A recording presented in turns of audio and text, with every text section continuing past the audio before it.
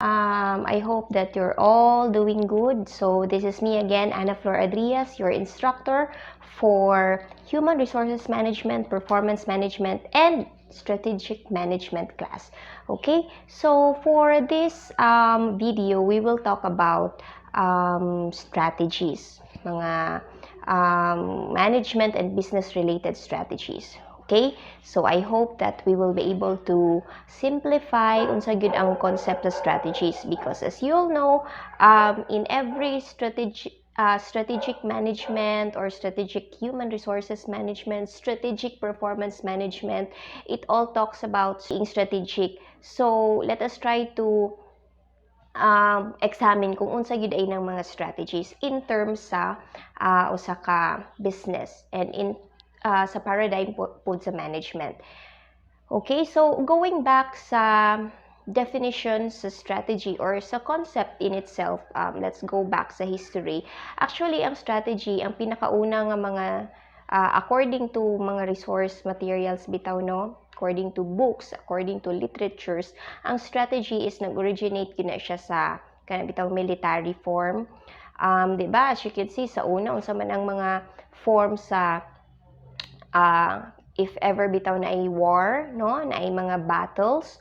Okay, so ang mga countries before, whenever they go to war, they have these corresponding military strategies.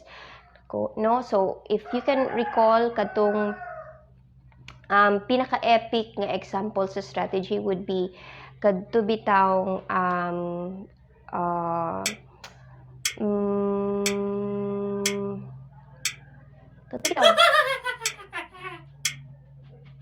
wait.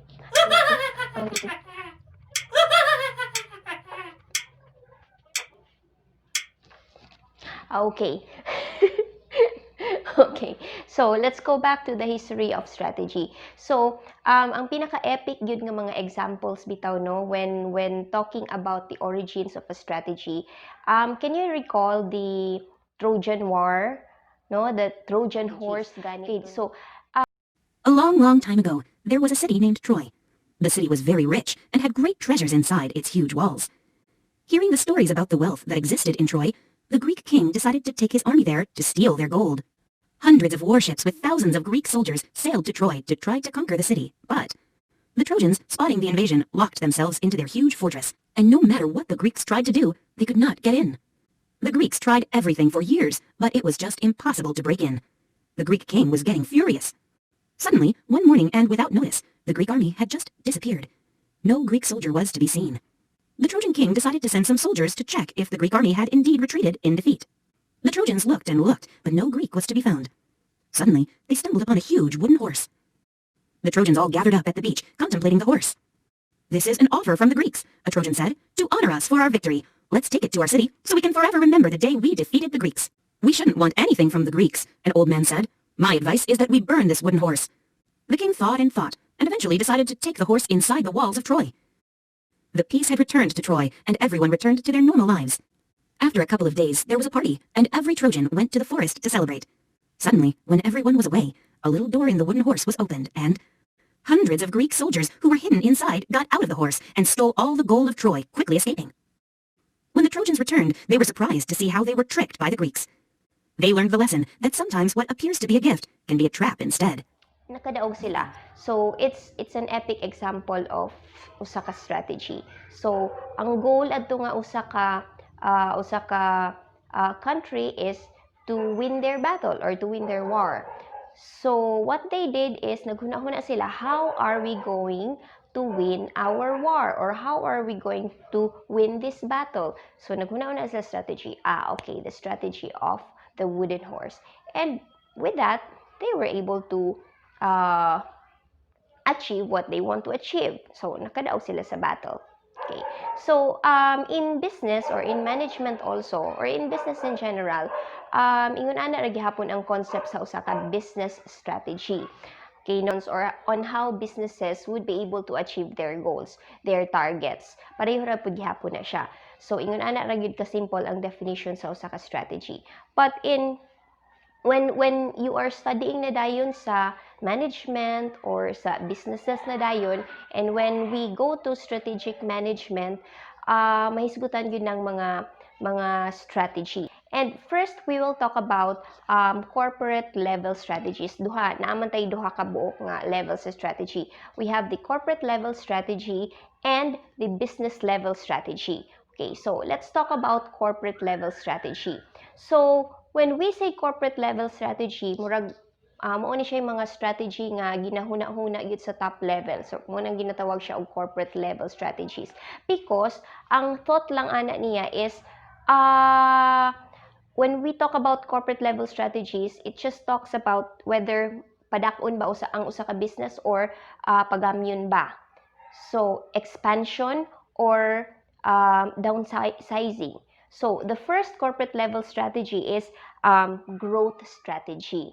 So, when we say growth, kay grow man, growth, so pasabot ana niya ang usa ka strategy corporate expand sila sa ilang business. So, magtukod sila more stores, more branches, more departments, mag-expand sila overseas, no, from diri lang sa Philippines, mag-expand sila to other countries, to USA, to other places pa. Or kung sa gamay-gamay lang on a regional level, so let's say for region 9 lang sa sila, and then if mag-goal sila growth, so muadto sila other regions in the Philippines. So ingon ana ang concept sa usa ka growth strategy.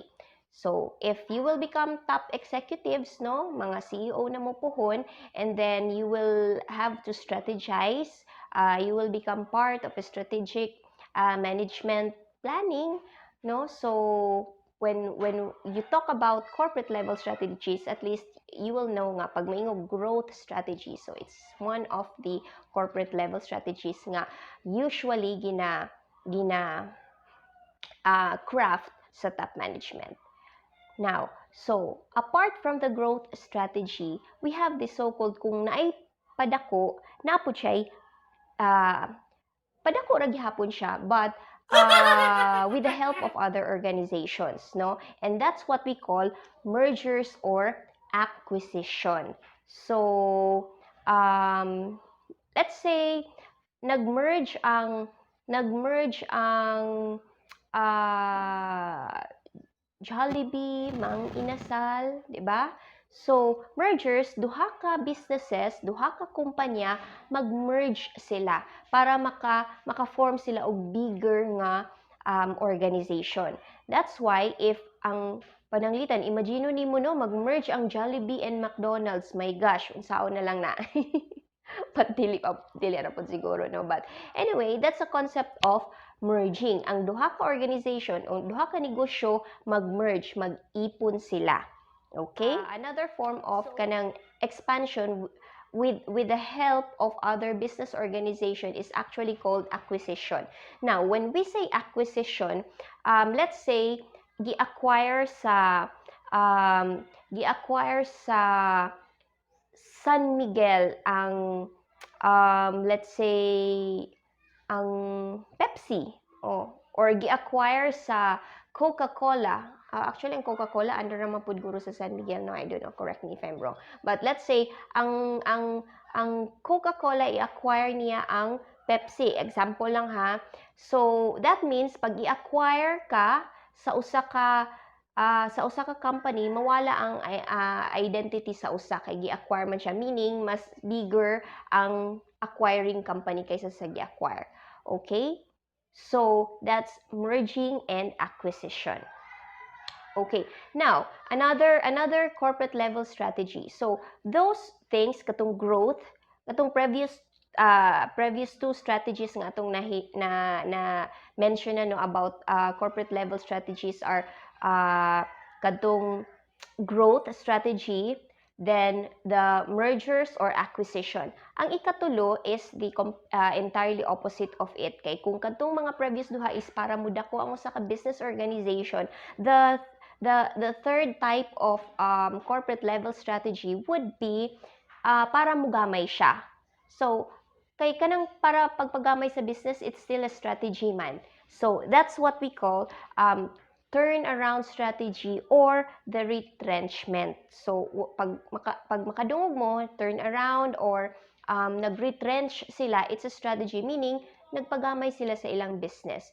Now, there are so many reasons why an organization would tend to kanang pagamyo nila ang ilang business. Maybe perhaps resources, maybe perhaps it's a strategic move. So when we say strategic, intentional yun na siya. So naa sila gustong buhaton sa ilaang company. That's why they opt to have such strategy. Now, that's the corporate level strategy, no? Recap, corporate level strategy, we have growth strategy, mergers or acquisition, and the third is retrenchment, turnaround, para pagamay siya. Okay? Now, let's go to the second type of strategy nga atong na-mention na ganina, no? Apart from the corporate level strategy, pang top level gid siya, let us also try to discuss business level strategies. Now, ang business level strategies, of course, it's mura man gud na siya kung corporate level strategy, dako siya scope. So kinahanglan man ang usa ka organization naapod siya murag i-chunk bitaw niya ang mga processes para ma-achieve gyud niya. Kay usahay kanang usa ka dako kaay nga strategy would still need another strategies, especially if an organization has different segments, if an organization has different offices or different let's say locations na diri sa Philippines na po dito sa other countries. Okay, no? So, business when we say business level strategies, na po ni siya tulo. Well, class, in other references, na ana siya murag more than paana, but we will just talk about kaning sa 3 lang. Okay, kay at least if makabalo na mo aning tulo, you would be able to easily understand katong mga other pa nga mga i-mention nga mga business level strategies sa other authors po. Okay, so the first business level strategy that we will talk about is about cost leadership, no? Cost leadership. So what does this mean? So unsa man ang pasabot cost leadership? Pasabot ana niya let's say an organization, ang corporate level strategy sa usa ka business is growth. Gusto niya mo expand ang iyang business. Another question is, how will it be able to expand its business? So, ana din siya, through cost leadership. So, unsa man ang cost leadership? No? Unsa man ang cost leadership? So, that means nga, it's when an organization adapts a business level strategy, which is cost leadership, it assumes that the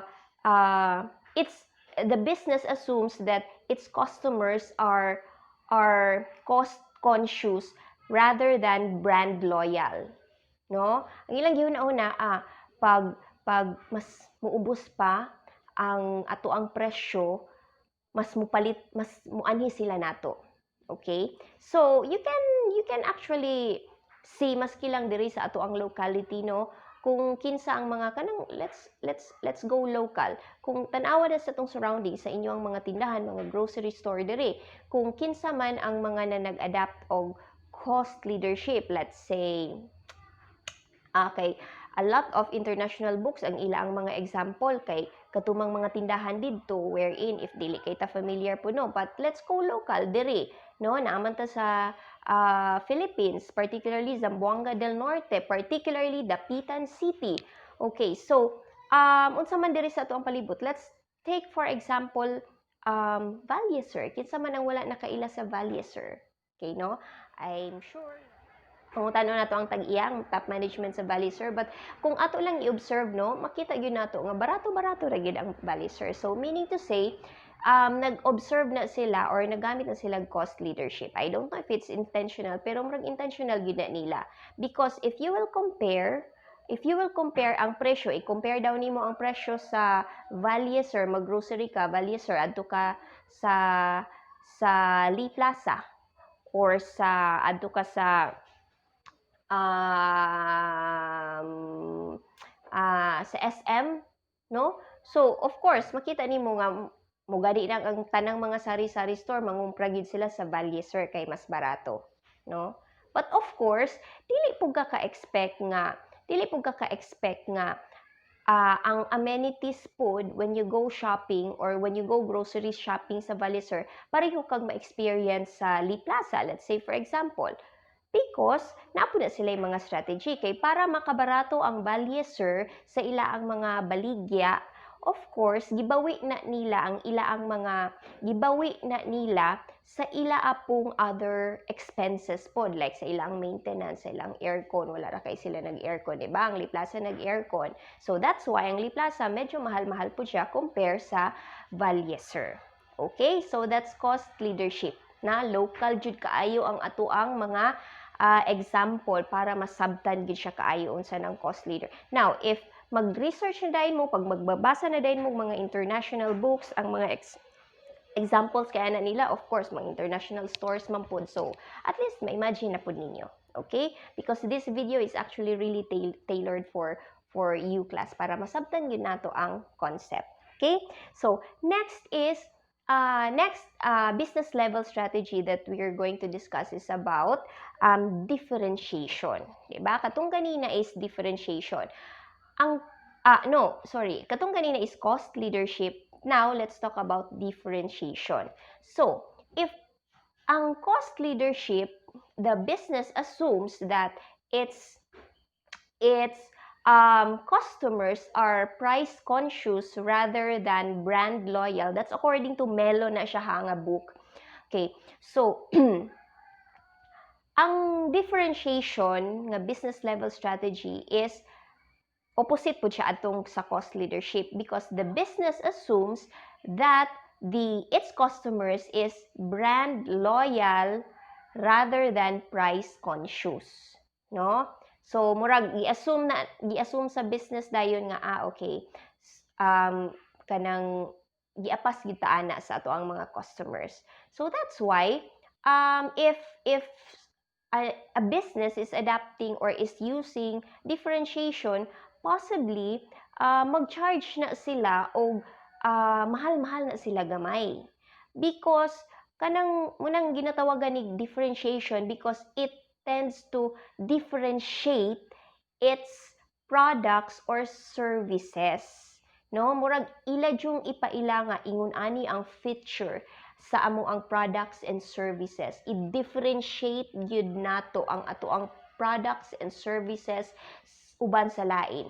Let's say, butangan nila ingon ani nga feature, and then of course, patungan pud na nila gamay kay because if magpanindot pa jud ka sa imo ang product, no? Magpanindot pa jud ka sa imo ang product, of course, that entails cost. Madugangan man na siya. Pero because you assume that your customers are not really that price conscious but brand loyal, gi-assume na nimo nga, okay, pag akong ma-distinguish or ma-differentiate yun na ako ang akong product na ara gihapon ko yung mga customers. That's why it's called differentiation. Okay? So, can you think of businesses nga nag-differentiate sa ilaang mga products? Daghan. Usually, ma-associate na siya ninyo. Ma-associate na ako na sa mga mahalon nga products. Like kanang, of course, klaro kaayo no. Kinsa mang nag-cellphone di anag mga iPhone. Diba? Dili gid pud cost leadership ang ilang strategy. Very obvious that they are not using cost leadership because they are trying to differentiate its product. Let's say, for example, di ba, maingon ta nga, dili kaayo jud masudlan og virus ang iPhone. It's because dili kaayo siya open to other mga softwares, inunana, no? That's how they also differentiate their products. But of course, also, along with other differentiating features, no, they were able to charge also higher. Mas mahal-mahal man po ang iPhone. Okay, no? They were able to establish nga quality ang ilang mga products. That's why mahal-mahal po siya. Pero successful gyapon sila pud ta maingon nga pag barato daghan kay ang iPhone mahal man. Pero they were able to successfully differentiate their products among other units kay daghan man, they're one of the leading cell phone manufacturers man. Daghan man silang mga followers, no? Mga advocates na gani ng uban, dili na mga customers, okay? At, di ba, recap. So, business level strategy, we already talked about cost leadership. Then, we already talked about differentiation. Then, the last business level strategy that we are going to discuss is about focused strategy, business level strategy. So, unsa man yung focus? So, kaning focus is, as the term implies, naka-focus siya sa usa ka segment, no? Sa usa ka segment sa market, di ba? Ang cost leadership wala. So murag kuridas across all market. So let's say kanang Louis Vuitton nga bag, di ba? So we are all familiar with kanang Louis Vuitton. So ang Louis Vuitton mabilong gina siya nagamit na sila focus kay unsa man kinsa man ang iyang mga market segment jud ana. Of course, ang pinaka top level jud no sa market jud no katong maka-afford jud kaayo sa, of course, ang mga walay labot ng mga imitation. Kay daghan mga imitation, but kana jung original jud nga Louis Vuitton, which is wala ko original nga Louis Vuitton, sorry, pobre si teacher. Okay, so kanang mga original gyud ang maka-afford gyud ana is katura gyud pong naa sa top nga market na unsa man na sila nga market. Okay, so naka-focus lang po dyan. Kay of course, kung ang ila ang focus is apilo nila agatong mga naa sa lower market pod, of course, dili kabalo man sila nga dili man na kaya. So mahal ang ilang produkto because kani nga mga products, these are intended for this segment sa market. Okay? So, that is what is meant by focus nga strategy under sa business level strategies. So with that, class, so I hope that I was able to explain to you. I hope nga nakasabot mo. I hope nga wala ra mo naglibog more after, no? So that is all about corporate level strategies and business level strategies. So, recap, corporate level strategies, either magpadako or pagamay sa business. So, growth, we have the merger or acquisitions, then we have retrenchments. No? Business level strategies, cost leadership, differentiation, and focused. Okay? So with that being said, I'm Ana Flor Adrias, your instructor. So I hope that you're all doing well. Stay safe. God bless. Bye-bye.